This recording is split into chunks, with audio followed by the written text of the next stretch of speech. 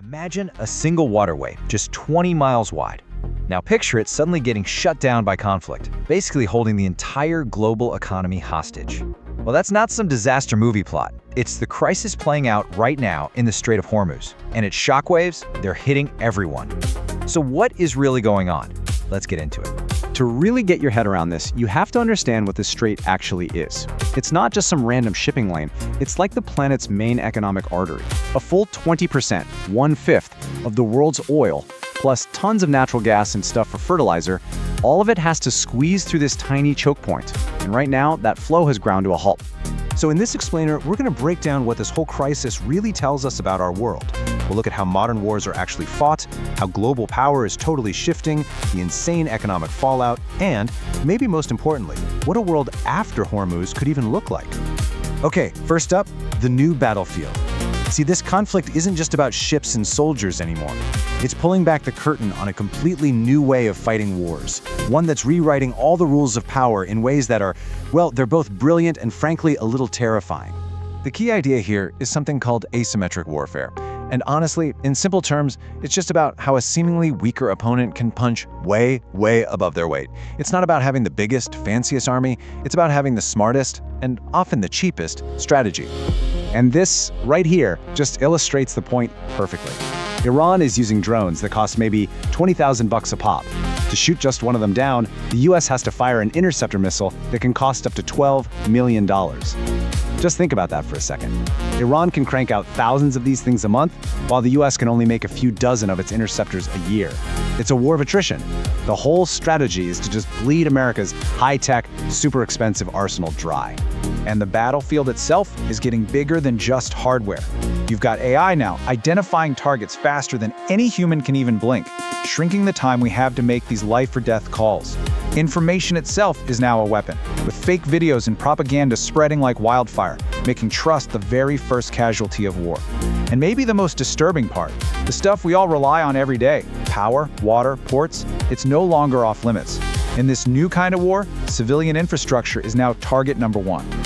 Which leads us right to our second huge takeaway, the geopolitical shift. This crisis isn't just some regional squabble. This is a moment that could be redrawing the entire global power map. One historian is even calling it an empire's Suez moment. You know, that one single event that suddenly shows the whole world the limits of a superpower's strength. Now, what's so fascinating here is how this really grounds this high-tech, modern conflict in a super old-school reality. As the historian Alfred McCoy reminds us, at the end of the day, geography is still king. I mean, out of only 7 of these critical maritime choke points on the entire planet, 2 of them are right here in the Middle East. If you control them, you control global trade. Period. And this is where that historical parallel really puts things into perspective. Back in 1956, Egypt shut down the Suez Canal, and the British Empire, the world's superpower, was completely humiliated. Its whole vibe of being invincible just poof, vanished almost overnight. While McCoy argues that the US is facing that exact same moment right now. By not being able to force the Strait of Hormuz open, its own aura of global power is starting to fade away.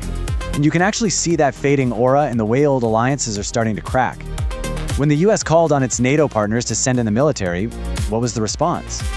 For the most part, silence, crickets. Instead of jumping into a big US-led mission, a lot of European countries started doing their own thing, having their own quiet little talks. It seems like in today's world, national self-interest is starting to beat old promises. So what's the bottom line here? It's that this isn't happening in a bubble.